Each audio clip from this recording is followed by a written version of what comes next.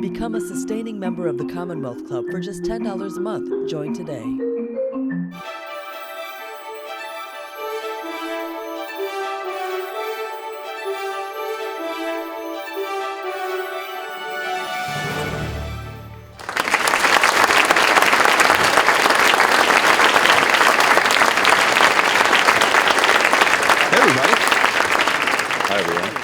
Special thanks to anybody who suffered through me last week and is back for a double dose. Appreciate you.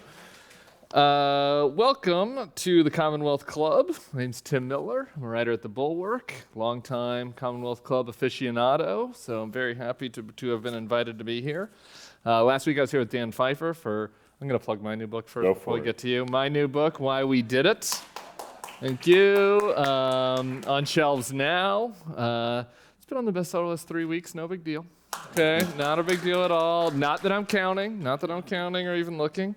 But I was really, really pleased to be invited to do this and speak to somebody who not only am I inspired by, but actually did my best to not completely rip off when I was writing my book. When my old publisher said, who does some nonfiction writing that you like? Really mostly a fiction writer, though. I did like that Leibovich book, and he was like, you should probably read another book besides Mark Leibovich's before you write a book. Yeah. So I did, and I'm really just grateful to be here to do this. Mark Leibovich, if you don't know him, is a writer at The Atlantic, used to be a national writer for the New York Times, used to be out here at the San Jose Mercury News, is a Boston Celtics fan, and that'll clear the room real quick. Yeah, and his new book, Thank You for Your Servitude, debuted today. It's number 2 on the New York Times bestseller list. Mark Leibovich. Yeah. Number 2, like the Celtics. Number 2, just like the Celtics. Yeah. There's no shame in second. You put in a really good effort, and just like Jason Tatum, you just kind of ran out of energy right at the end. Yeah. There was something not right there at the end. But pretty good. Well, we've got a lot to talk about. I hope you guys had a chance to read Thank You for Your Servitude. If you don't, it is a tale of much of what we've all lived through the past 6 years. So read it anyway. I think you'll be familiar with the characters, but you should read it anyway. A very insightful addition to it. But before we get to it, I want to go back to the book I referenced earlier, This Town, that you wrote in 2013? 2012? Yeah. 2013. In 2013. And This Town was not different in style, but very different in substance from this book, right? Just the notion of, these halcyon days in Washington, of these bipartisan parties and these ridiculous people, who are trading on access and trading on fame, and the stakes seemed very low. Do you, in some ways, as I was reading this new book, I felt like it maybe should have been called like, what this town hath wrought, rather than Thank You for Your Servitude. Do you see a line between kind of the more anodyne corruptions of 2013 and how we got to now? Yeah, I do. I mean, wait, should I not break and praise you for? I mean, I could. No need to praise. All right, we'll just praise. Read Tim's book; it's great. No, seriously, it's amazing, and I'll shut up now. But I will say, I have praised books over the years that I either haven't read or haven't really liked. I actually read every word of Tim's book, and it is one of the best political books I've ever read, and it inspired me. And not only, this is how much I liked it. We cover a lot of the same turf, a lot of the same characters, a lot of the same themes, and, I'm not above petty competitiveness, jealousy, especially when our books are coming out around the same time. And it was so good, it transcended my petty jealousy. And it was such a great advertisement for the book itself, for the story, and for the author. Everyone should go out and buy that. I'm like purple from blushing right now. No. Let's just get on to it. I mean, I've said this to you before, but it's all very sincere. There is, I think, a bit of a straight line from This Town. I mean, you're right. The stakes were much lower in the Washington of This Town. I didn't quite know it at the time. All I knew was that people are this felt like a very frivolous, moneyed, sort of gilded capital, and everyone was hating on Washington. It's always very fashionable for people outside of Washington to hate Washington, and very fashionable for politicians to run against Washington and for politicians to run for president or Senate or Congress or whatever, vowing to change Washington. Ronald Reagan did that, Barack Obama did that, Bill Clinton did that, George Bush did that, and Trump sort of brought it out writ large. But what Trump did is, first of all, I mean, there was such a critical mass of loathing for the political class. I think it really tipped over at the end of the Obama years, and Trump, in the sort of Trumpy way of his, he just created a cartoon around it, whatever the swamp was. But I think it was crude and disingenuous, but in classic Trump style. But he definitely caught a level of contempt that a lot of people in America had for the political class and what wasn't getting done. And I thought it was interesting that Trump, actually was supportive of things like infrastructure, at least, lip service, during the campaign. And, he left entitlements alone. I mean, he actually did where he talked about, classic, like, just sort of like WPA-like things, right? I mean, and yet he didn't, first of all, he didn't care, but he just wanted to win. But the revulsion towards Washington was something he kind of rode in on. And, so the swamp was not drained by any means, but I think there is a straight line. I have a follow-up to that, but I forgot. I was so blushing from Mark's compliments. I forgot to mention that if you have a question here in the audience, I know you guys who are old pros know this, there are cards around there. You can write them on there, and they'll be sent up to me. And if you're watching online, you can put your questions in the YouTube chat box there. And those questions will be brought to me, too. I've got pretty good questions, but we'd like to hear from you. I want to go a little deeper on that, though, about this kind of notion of the silliness, right, of Washington, right, and that I think that there was a disconnect, like you say, between what regular people cared about and what the Washington class cared about. I think that was part of it, but also we just kind of got wrapped up so much in the politics of politics that I don't know that it should have been surprising that somebody could have, like Trump, who has Trump's skill set, right. Could have just run roughshod over this kind of silly political class, right? Like we were all, thinking we were celebrities, and this is what you mocked in this town. I quoted in the book. It's like, you're walking through the airport and you're a minor celebrity now, and there's the book, it's called Game Change, and that's West Wing, and like we all think that we're part of this thrilling screen game, where we're kind of like actors that are disconnected from real world concerns, and yet actually we were a bunch of dorks, right? And so like it shouldn't have been surprising that Trump could have been better at this like phony game than us. Yes, and okay, a couple things on that. I mean, first of all, there was this sort of celebrification of politics. I mean, it sort of started around West Wing. I mean, TV, you can't blame TV for everything, but and West Wing was a great show, but it definitely created like the celebrity operative, like the Josh Lynam. I mean, like, okay, we're walking really fast, we're self-important, like we're we're going to talk to the president and all that. And you like I think I said in the book, I mean, you had in this town, you had like a lot of young operatives, young political types in Washington who worshipped Josh Lyman and what's the guy's name? Kevin Spacey, Frank Underwood, rather than Ronald Reagan or Barack Obama or whoever. I mean, it was just like the game itself became really, really celebrified. And then you had, TV shows like The Circus, okay, which is a Halperin Heilman, the Game Change guys basically founded it, and Mark McKinnon, who's a ad guy basically. Good guys. They're well, some. Yeah, they're basically they're steeped in the game, right? They love the sort of the horse race thing, and they commoditized it to a point where they were basically turning it into the NFL today, or some kind of sporting version of like horse race politics, and then you had all of these. There's a lot of TV and movies, and it just became. You'd have things like. Remember the HBO movie on the McCain campaign where, Sarah Palin, whoever played Sarah Palin was like eerily too much like Sarah Palin, like even more than Uncanny Valley situation. Oh, uncanny. And, yes, she was phenomenal. It was a great performance.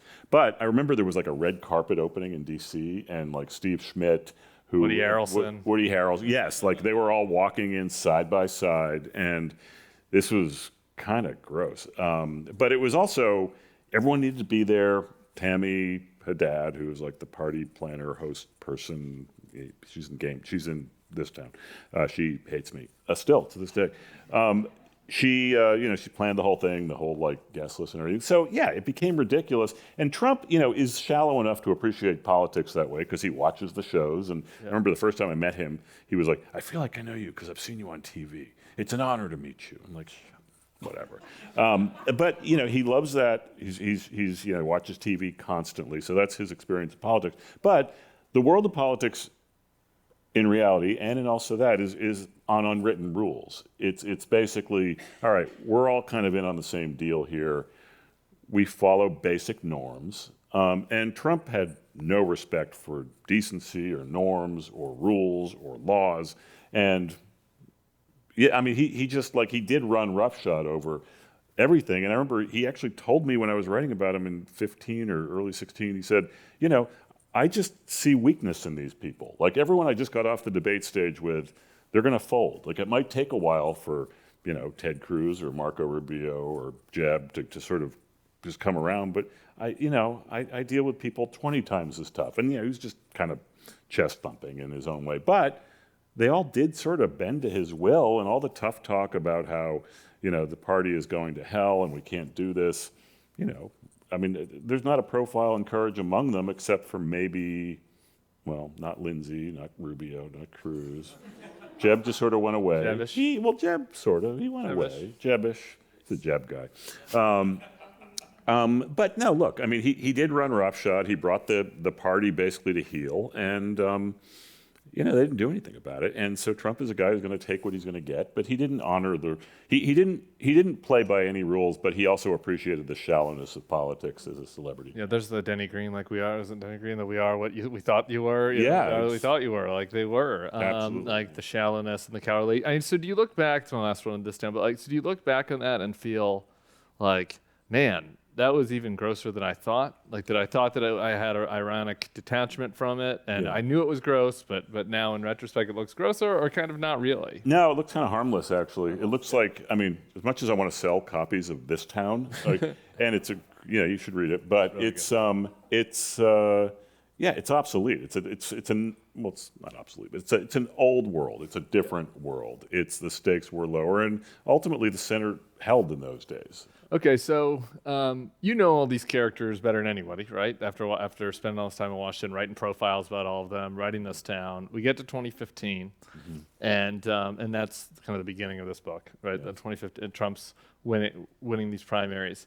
Did you just see, obviously you knew they were kind of weak and a little shallow, but did you see the total submission coming? Like, did you sense it at all that was possible? Well, I first of all didn't sense Trump winning. I mean, I was like everyone else. I didn't see that coming. But once he won, I don't know, man. Some of the rhetoric of the people once they were going down, like Rubio and Cruz.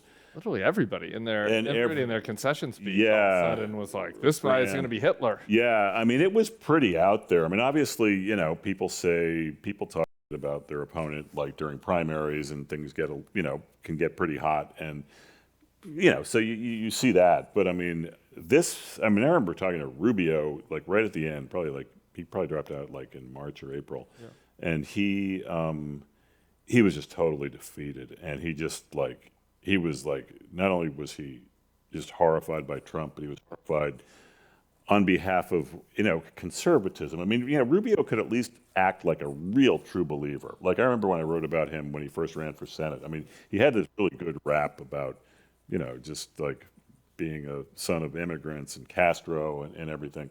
But he just seemed defeated. He was going to leave the Senate. He said, all right, I've had enough. I'm just done. And, that lasted 2 weeks. It's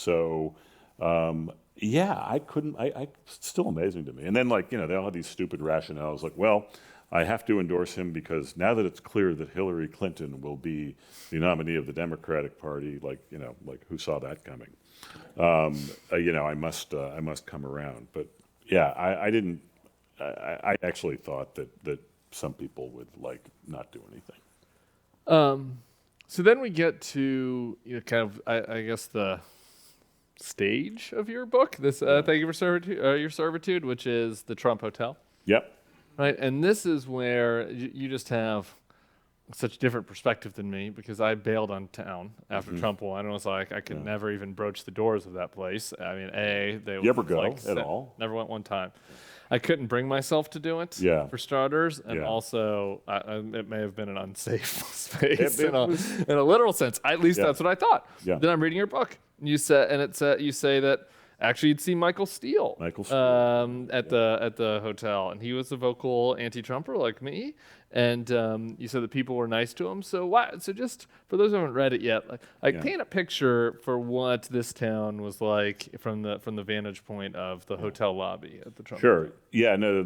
So the Trump Hotel was this new hotel. It went up in 2016, and it was located on Pennsylvania Avenue, like literally between the White House and the Capitol. And it was a beautiful space. It was a historic building, the old post office building, and they did a great job renovating it. It was just gorgeous, and it was just very pricey bar, restaurant, steakhouse, the BLT Steakhouse and hotel, and it was basically the capital of Republican Washington. But it was Rick's American Cafe. It's like it was the Paola Palace, right? I mean, you would literally have Republicans using their campaign fund money, like spending tens of thousands of dollars to, run these functions, to these fundraisers, these strategy sessions. The RNC did all that. And then, of course, the game was you got to let the president know, because the hotelier, even though he's busy with his side hustle down the street, he would like to know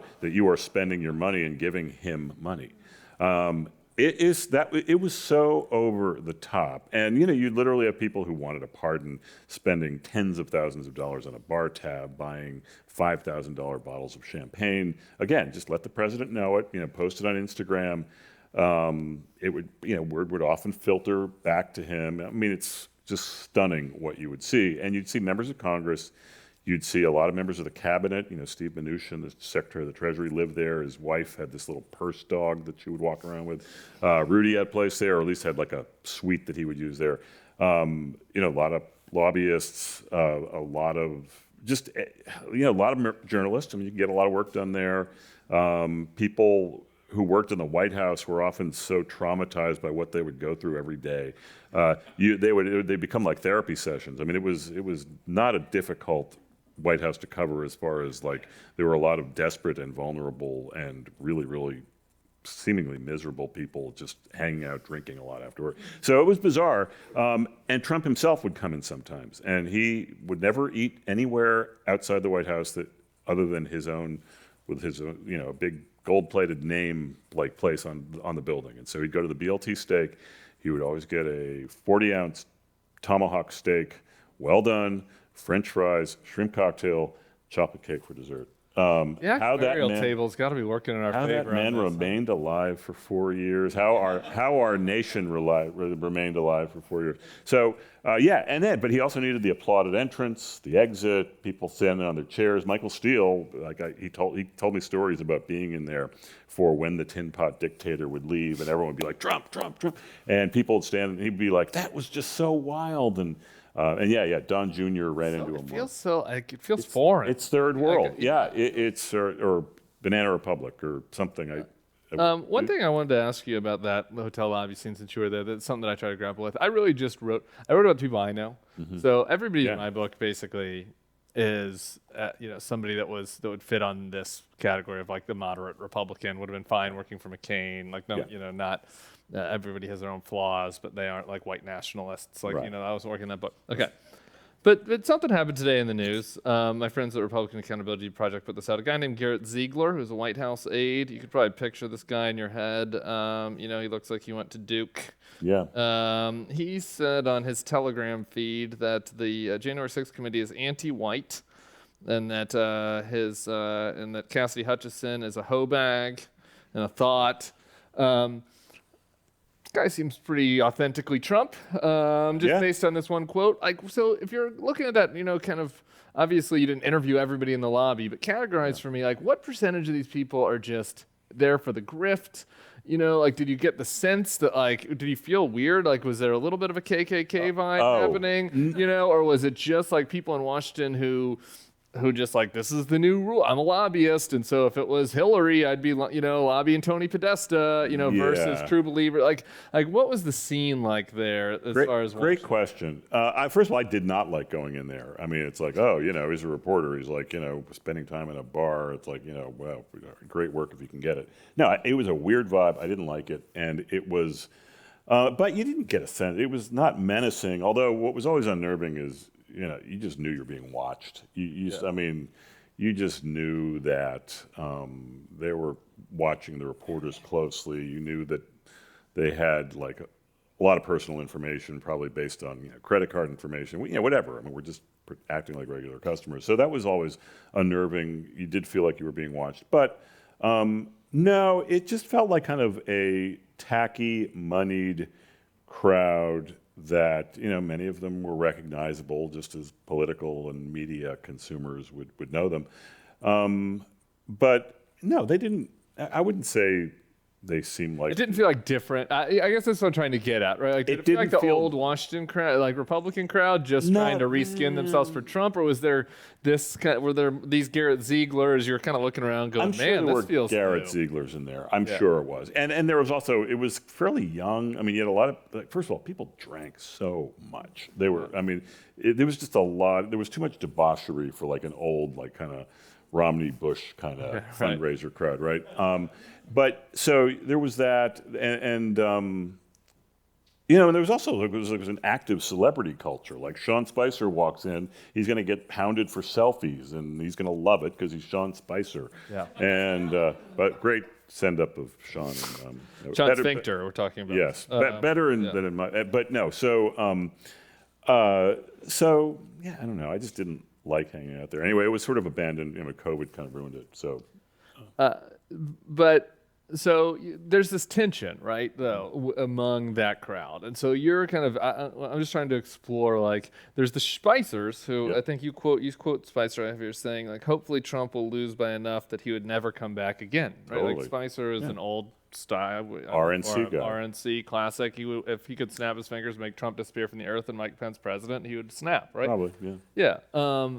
And then you have the tin pot dictator crowd. Yeah. Right. And I think that what's kind of interesting to explore is just like how much they really had the power. Right. I mean, it was like, it's interesting. Like all of these guys you interview, Lindsey, Kevin, Trump's Kevin, right? Like they all they all think that they have agency, but right? I mean, was there a Children of the Corn vibe where you kind of saw them getting like, where you'd start talking to my Kevin and be like, man, you're really starting to buy into this? Oh, not really. I mean, Kevin's too stupid to buy this. Too stupid. I mean, I think part of Kevin was also just kind of traumatized in some way. He just seemed very. He seemed more miserable almost than anyone else. Not because he knows better, but because he has completely lost control of the situation. A guy like Lindsey is a little twisted. I mean, he is, he loves the brute force of Trump in some ways. Like I think he watch your language. He loves like he loves the devious way of winning. I'm sorry. No, I don't know. He seemed to kind of. I almost said get off. He seemed to really. I don't know. After a certain point, he really seemed into this a little bit. Let's talk about Lindsey. Because I wrote this quote. I thought this was the most depressing quote, I think, maybe of the whole book. It was a very depressing book. But for some reason, But it's funny. It's funny. It's enjoyable while but being still, depressing. yeah. Both can exist. Yeah, totally.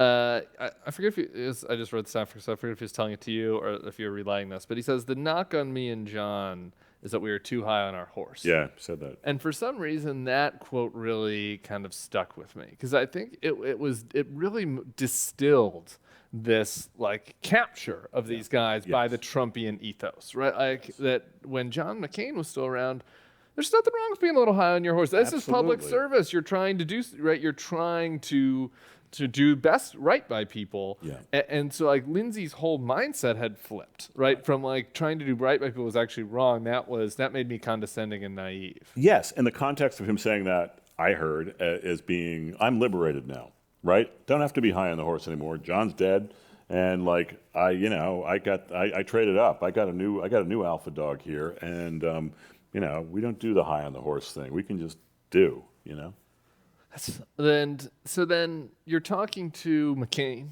about during this time. Yeah. Like, I mean, did he just seem, was it disappointed? Was it a father figure? Was it tormented, confused? How would you kind of explain his view of what was happening to Lindsay? Okay, a couple things on McCain. First of all, McCain has played versions of this game before. Okay, I mean, McCain has contorted himself to suck up to the base, when he's got a primary thing coming up in Arizona, like 2010, became a kind of an immigration hardliner. He understood that game. And, he picked Sarah Palin. That was, she was not the most qualified person to be the vice president, and he knew it. But McCain did have a line, and at the end, he was obviously not shy about talking about his low opinion of Trump. I mean, we all heard it many times in very many different ways. But remember maybe the second to last conversation I had with him, he said, no one in my party has any self-respect. Even if I weren't like in the condition I'm in now, and he had brain cancer, he was dying, I would like to think that I wouldn't be sucking up to him like these people are. And it comes down to self-respect. He didn't trash Lindsay to me at that point.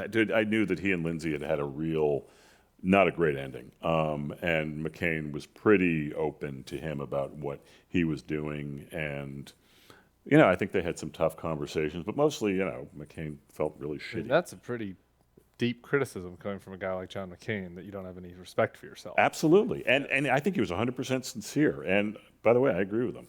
I mean, I think what I think a lot of people did, and they all knew better, was, McCain just thought it was like the most un-American, cowardly thing you can imagine. Laura McCain, there was, you wrote a scene from McCain's funeral. You love a funeral scene. Love a funeral. Gotta have a funeral and, scene. It's kind of I guess you're not Irish Catholic, but you're from Boston, so you can have picked up the funeral element. Yeah, you can pass, right? Yeah. So there were two things from the McCain funeral thing that stuck out to me. One is more of just a complaint. I had forgotten that Javanka was invited to that funeral. Lindsay so did that. that really pained me all over again to have to read that. They had a receiving line there right. And then the scene of Lindsay patting Jared on bicep. the tricep. Yeah, tricep. That was a mental image I didn't need. Yeah. You're welcome. But the bigger thing about the funeral is it felt like this way at the time, but now we have a little distance. We talked at the beginning of this conversation about like the seediness of this town or like the shallowness of it. Yeah. But Washington also had some good elements, right? There was a seriousness, like a respect for history. Most of these people really are deeply read and like care about the Constitution and care about the country. Yep. And this like the McCain funeral kind of felt like this. I don't know if we're going to have these types of people anymore. Right. Is that just an old man, fist in a cloud thing, or did that feel like? What's your sense? No, I mean, it was definitely. I mean, there are certain funerals that have end of an era vibe to them. I mean, Tim Russert's funeral was featured in This Town, an obsolete book, but if you want, for history's sake, you might want to check it out. But the McCain funeral, I mean, the media kind of stupidly overreached, and they said this was a punchback from the old Washington, and the establishment was actually answering Trump, and Trump was not invited, and he was never mentioned, but everyone knew, what this was like a counter to the Trump world, and McCain really choreographed the whole thing. He'd have like these Friday meetings with his staff to plan out the funerals. He had 6 different memorial services. That's a flex, right? I mean, before McCain had like multiple memorial services, he had multiple birthday parties. I remember it was pretty funny. But but he wanted Obama and Bush to eulogize him. Both former presidents who inflicted very bitter defeats on him, one in 2000, one in 2008. And I think he did it because, he's got a pretty high self-regard, and he figured if he can get a couple presidents to eulogize you that you have relationships with, but sort of rock, it was a good move. He also knew it would drive Trump crazy, so he was all into that. A little spite as you go into the grave. It was good. It's high-level spite. If you can get a couple presidents to piss spite. off it. But so the media, I think, overstated it, but it definitely had that feel of like the old Washington sort of checking in a little bit. Now, it was pretty clear that this was temporary. I mean, Trump, because he's one of the great self-satirists in history, he tweeted through the whole service about Mueller being unfair to him, about how they were all defending Hillary and Obama. I mean, whatever. I mean, he was golfing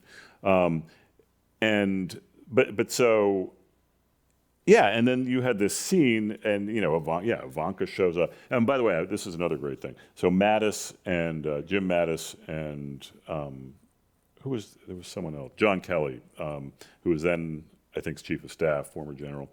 They escorted Cindy McCain into to some of into the ceremony, and that was caught on TV. And Trump apparently had a hissy fit because it felt like a betrayal to him by two members of his cabinet or staff or something. But I don't think it was a major blow to Trump. But I also think it was a great juxtaposition. And you're right. I mean, those things don't exist anymore. I remember the last story I ever wrote for the New York Times at the end of last year was Bob Dole's funeral. Same thing, right? But that was 2 years on, and everyone knew that was like a little toe touch from the old normal, right? I mean, no one thought that this was like a blow, but you had Biden speaking, and I don't know. That's why, as a Washington reporter, I love tribal events like that. Yeah, but so when you look back on that though, and that wasn't BS, right? Like there was a better Angels element to the old days, yeah. and so is that actually gone, right? Or is it, if Trump just, if that 140 ounce, catches up with him, is that returnable, or is that actually gone? Well, no, it's not. I don't think so. I think, first of all, we're 7 years into Trump.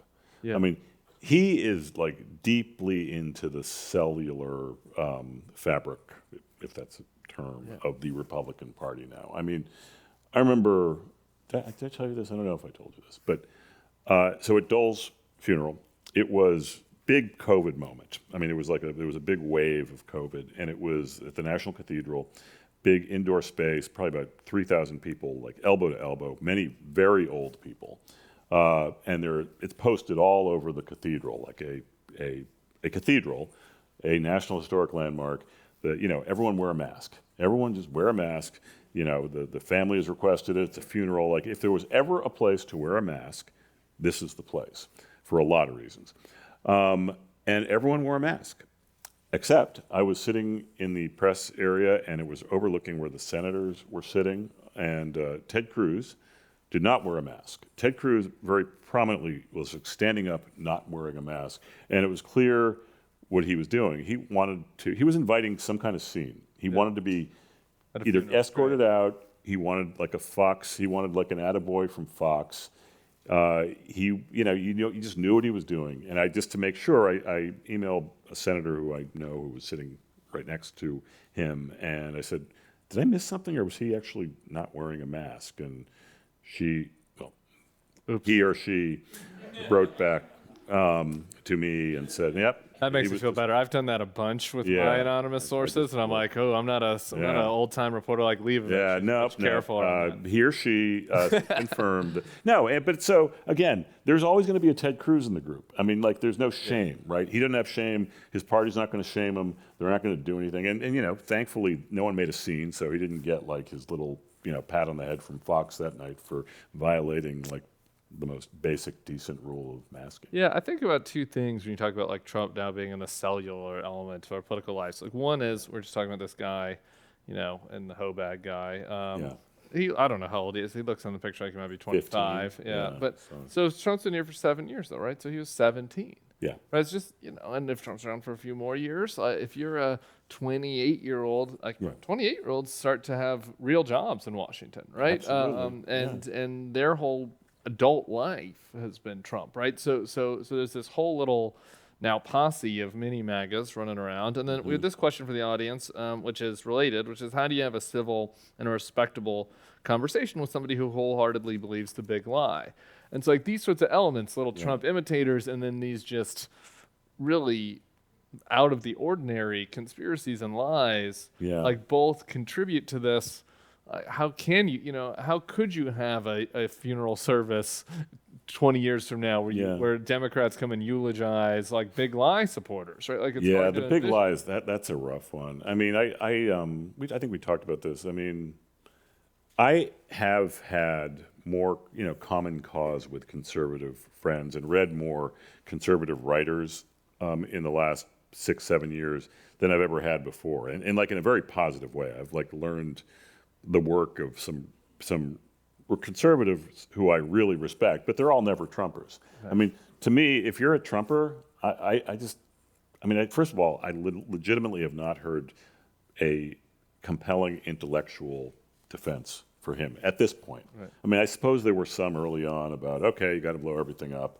Maybe Flight 93, you weren't compelled by the fact that we need to crash the whole country into the field in Pennsylvania. Well, I don't know if I told you this, but there was, after Trump won in 2016, the New York Times Magazine staff had a meeting the next day, and I hope I'm not talking out of school, but there was a little bit of distress among the group.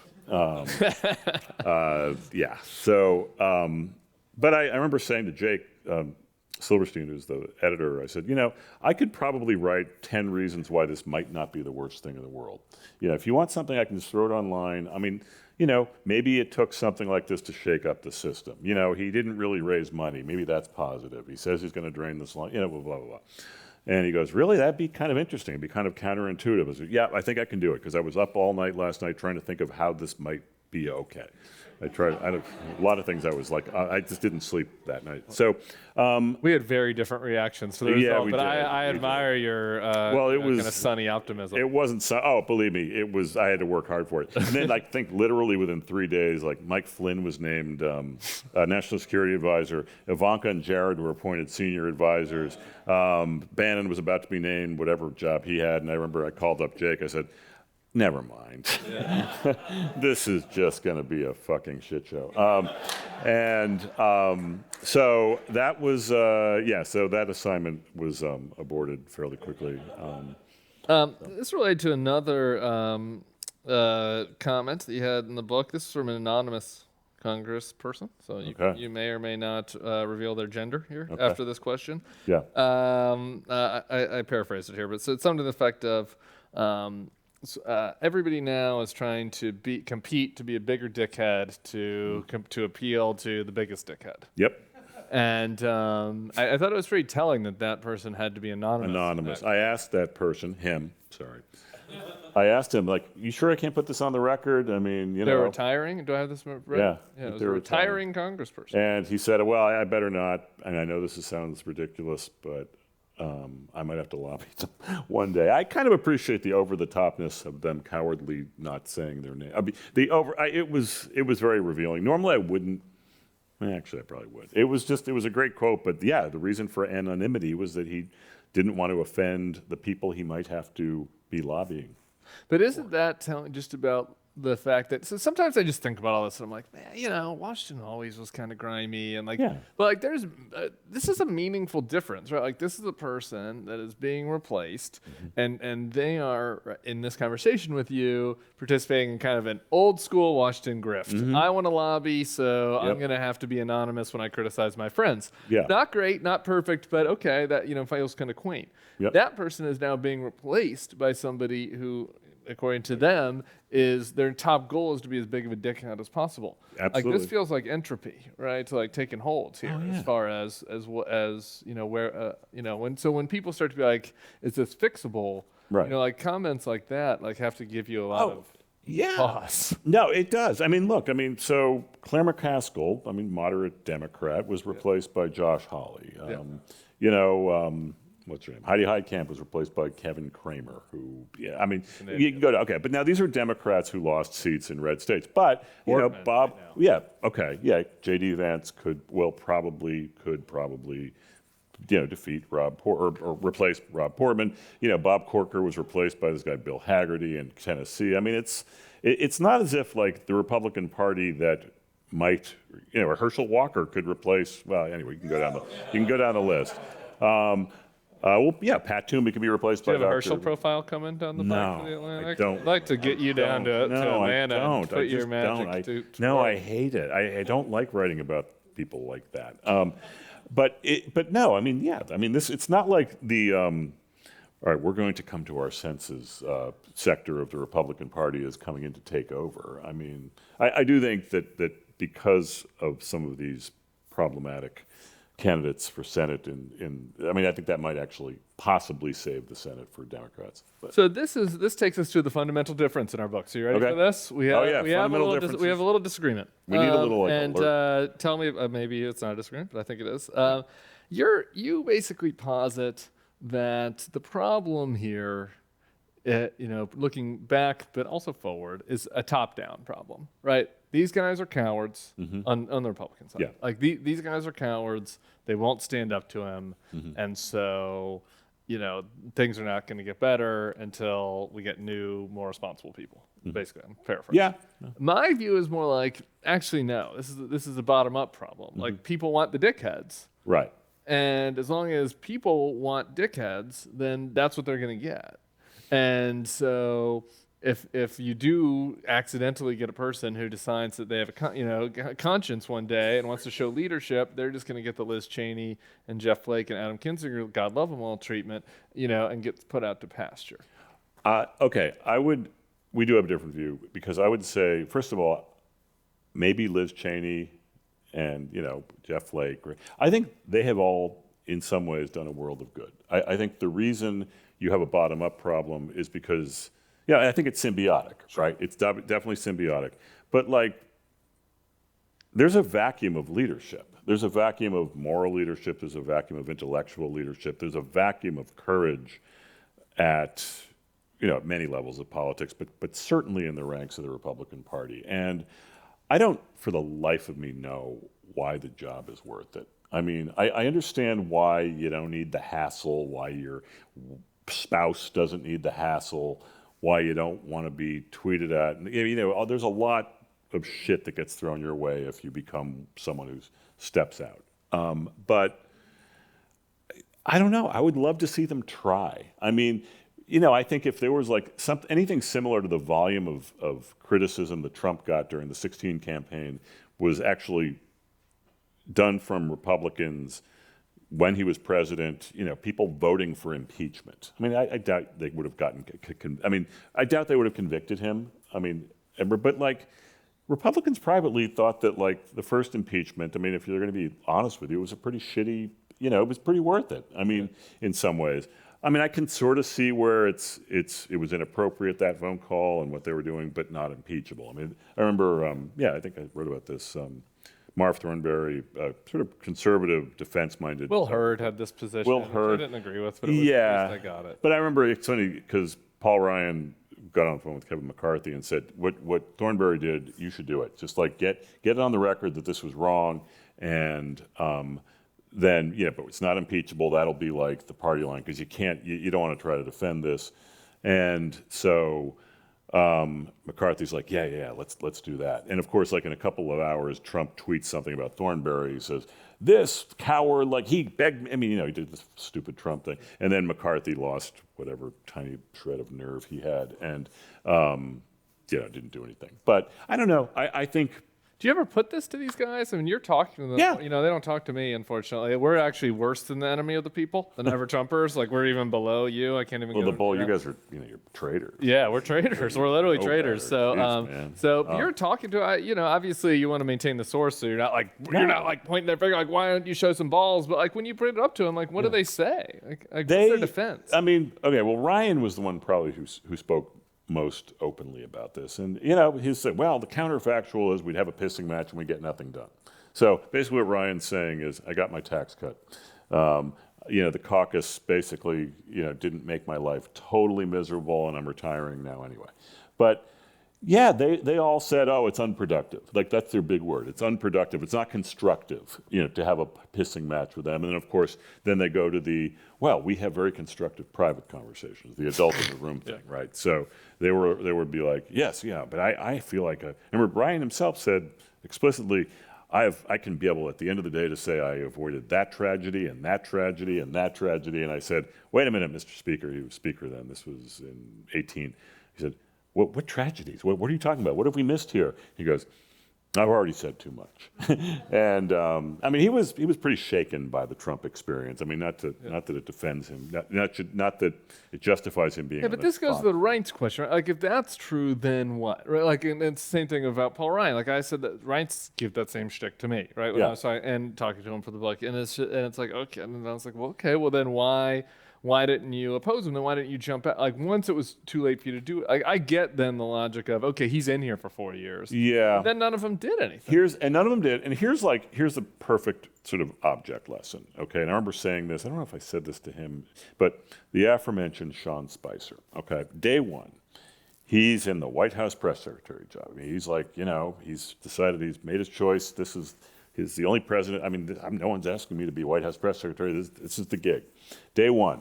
President's having a hissy fit, calls him into the Oval Office with Reince and Kellyanne Conway, said, did you see how they're covering the crowd? I mean, they're saying Obama's crowd was bigger. They're showing pictures. This is just wrong. It's dishonest. Get out there and call a briefing and tell them that they're wrong.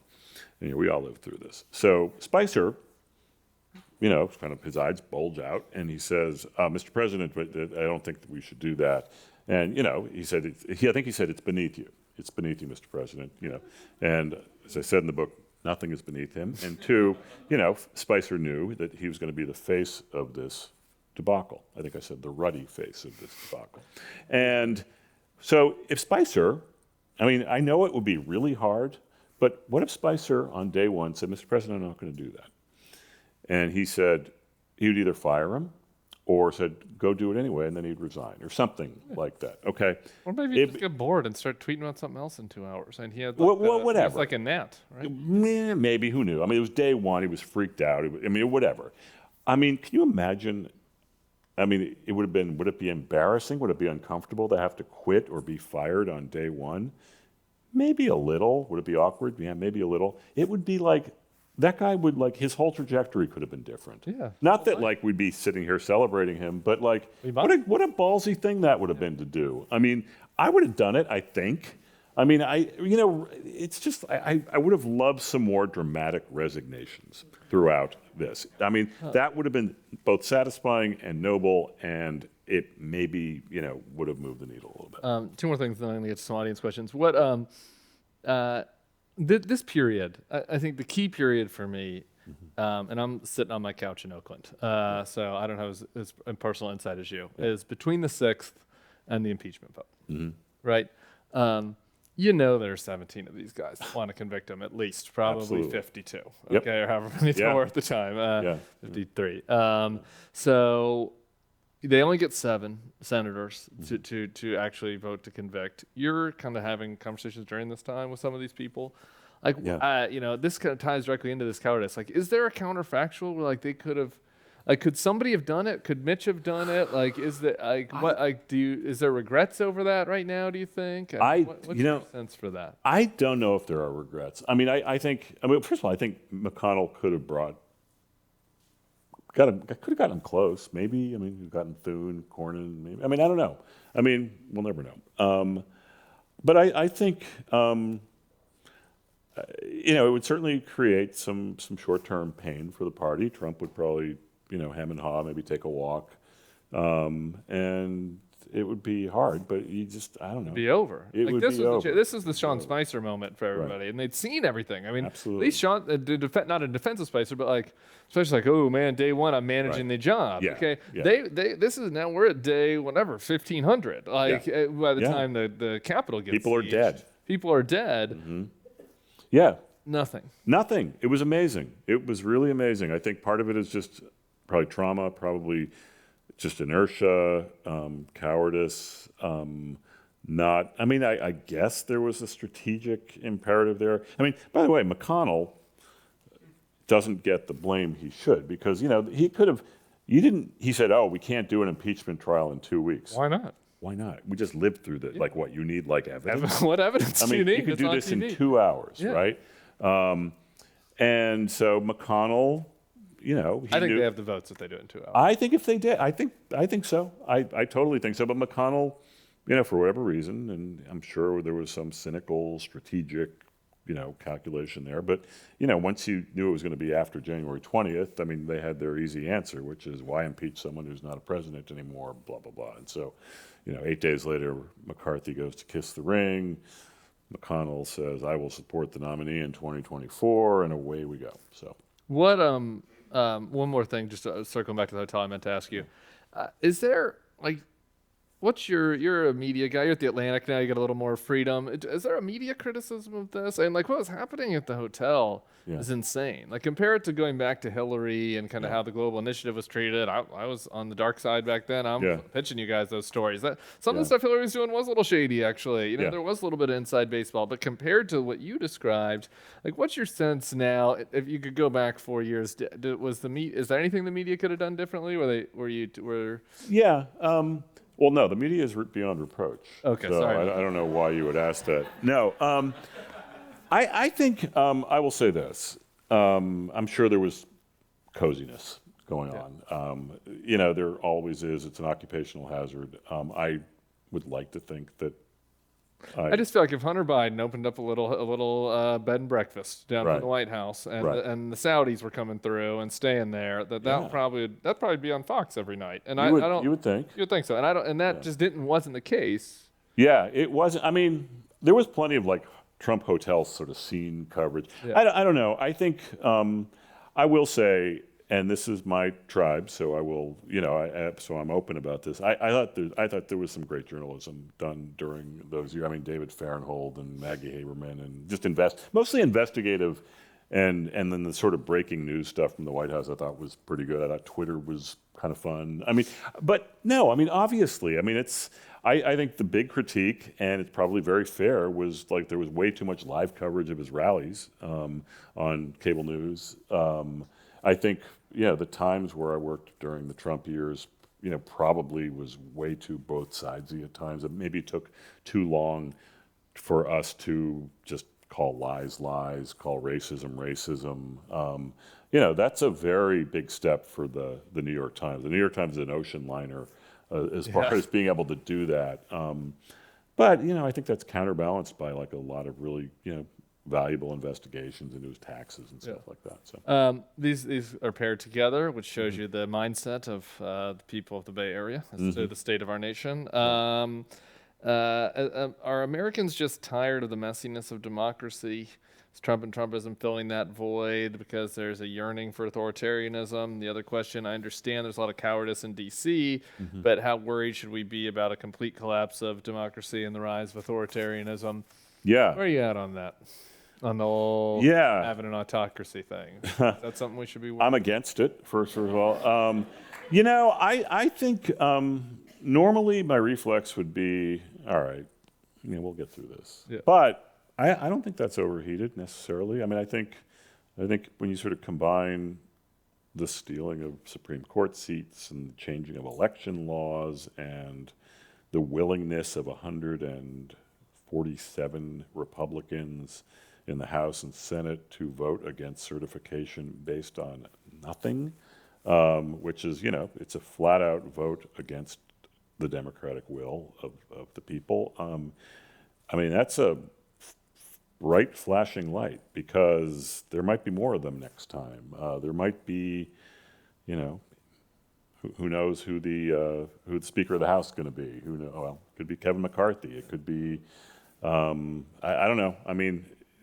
So is that authoritarianism? Let's go back to our up-down debate. Is the risk coming from you think people don't feel like their needs are getting met, or this is just this is a unique threat of these Trumpist corrupt bastards? I think they've gotten farther down the road to that than we have in a long, long time. First of all, and again, this is me being biased to my own position here, but the thing that slowed down Richard Nixon or stopped Richard Nixon ultimately was, a few really surprising backbencher Republicans saying, "Oh, I'm voting for impeachment," like out of nowhere. Like Larry Hogan, the governor of Maryland's dad, was a backbencher. Charles Hogan is his name. Backbencher, kind of Nixon Republican, said, "Yeah, this looks really bad. I'm voting for impeachment." And like Nixon was freaked out by this. He goes, "Wow. If you can lose Charles Hogan, who's one of my guys." And then there were a couple of others who said, "Yeah, I'm doing this too." And then all of a sudden, tapes come out, and Barry Goldwater, elder statesman, sort of marches down to the White House with a couple of other, like high-level, leadership Republicans in the House and Senate, and they said, "Mr. President, your time is up." And Nixon had, actually, unlike Trump, he had some shame. He had a sense of history. He was actually serious. I mean, whatever it is. I mean, he knew that the gig was up, and he left. But it was ultimately Republicans that gave him that push. I don't think Kevin McCarthy and Mike Pence. The trip from Charles Hogan to Larry Hogan to just last night in Maryland, the Republicans replacing Larry Hogan with a QAnon insurrectionist lunatic as their nominee in Maryland. Excellent Maryland triplicate. That's a concerning trajectory. Yes, it is. You said something that someone else had asked about the Supreme Court. You said something interesting there. It stole a Supreme Court seat. Yeah, that's kind of right? That doesn't seem like that's AP style, but I don't. What are the ramifications of that? Well, Roe v. Wade. All right, we could. I don't mean the court. The literal. Mitch McConnell. Is supposedly an institutionalist. We were all here for this Merrick Garland thing. To me, that was just straight up bad faith. No one tried to defend it. They just were like, "Oh." It wasn't. The angry baseball man that writes for the National Review tried to defend it. Did a very What was his name? What was his name? McLaughlin. That dude. And then I remember when I think McConnell was asked, "So, what if a seat comes up in the last months of Trump's administration?" And this was in Kentucky, and McConnell laughs. He said, "Oh, we'll fill it." Room breaks up. That's just straight up bad faith nihilism. It's like, all right, we have it. We're gonna do it. We're just gonna hold it up. And I remember staking out there was like a Republican caucus. There wasn't a lunch. It was like some thing where a bunch of Senate Republicans were gathered at some fundraising. Like on the Hill, you got to go to some other place to raise money, and they all dial. Yeah, something like that. So they were there for some lunch. And, there's a whole bunch of reporters staking them out. And one after another were, everyone was like, isn't it hypocritical to fill this seat now, but then you let this other seat, just ask the question they had no answer for. They'd all pretend to be on their cell phone. Some of them didn't pretend to the cell phone. They just used the pinky and the thumb. And Al Franken used to do that. He used to say, and he would look across the hall to John Tester, and he'd be like, he would just pretend. It was kind of funny. But they had nothing to say. They just ran away. They just ran away, and they just wanted to get through the day and not answer the question. And before you know it, you have another conservative seat, and I don't know. That one is maybe the most inexcusable for me because it's I understand deeply the progressive and what the response is. So this relates to the next question. Yeah. How does all that? This question is how's the Democratic Party changed as a result of Trump? But I kind of add on to that as a result of just this last 6 years of hard-nosed nihilist Republican behaviors. Is it going to turn the Democratic Party into an arms race in this? It's hard to stop. I would be shocked if a Republican president with a Democratic Senate, if there ever is a Democratic Senate. I'd be shocked if they fill the seat. Right. Right now. And again, that's I think they probably have every right to. It'll be weird and awkward. You know exactly what Republicans are going to say. It's like, this has never happened before. But again, it sounds very quaint to say, but a lot of politics is based on good faith. A lot of politics is based on norms. And, again, it's like you give that up and it becomes an arms race because, the Democrats are not going to, they're just going to do a tit for tat. We're running out of time. We've done a lot of time on the Republicans. You wrote something else interesting recently. So this is one more question, but if you give an interesting answer, I might have a follow-up. All right, So good. maybe two more questions. Pressure's on. You wrote for The Atlantic, I believe. I think it might have been your first Atlantic article about the age whispers in Washington about there's about the current Yeah. president. Where do you think that stands as far as Joe Biden's mindset / capability of running? And if Joe Biden is stubborn and decides that he wants to still run again, are the whispers, the screams getting loud enough that you think he might even be challenged? Like, what do you think is the state of play in the Democratic Party? Yeah, well, Joe Biden is still old. That hasn't changed. State of play on that State of is play still on that, old. still old. He's still stubborn. He's definitely stubborn, and he has every right to run again. Unfortunately, one of the symptoms of Trump, one of the many bad symptoms of Trump, is it has turned, as I wrote in the book, it's turned Republicans into a very risk-averse, very sort of walking like on eggshells kind of thing because you don't want to offend your leader. It's also made the Democrats very risk-averse. It's like we have to nominate the least scary person. That's what they did in 2020, and Biden had one job.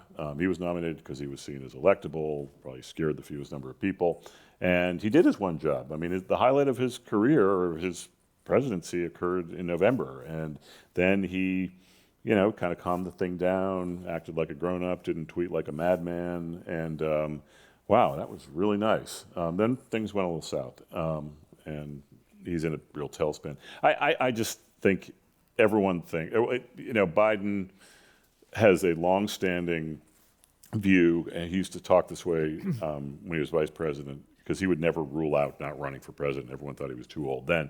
But he would say, in politics, you're either on the way up or on the way down, and once you've announced that you're no longer in play for a bigger job, people don't take you seriously. You're seen as a lame duck. And he still kind of thinks that, which I think is unnecessary because I think he's president, and I think that will be what he's remembered for. But I also think that, I think if he were to say, I'm going to be 80 in November, I'm going to be 82 he's going to be really old. He'd be 86 by the end of his next term. And I just think it would send a message that I'm not afraid of, this party is not afraid of its future. We are, and Kamala Harris, I don't think people see her as an heir apparent. She might be, I don't know. But she's certainly not like the surefire, heir apparent at this point. But just unleash the next generation, send the next group out to Iowa and just debate the future. And I don't know.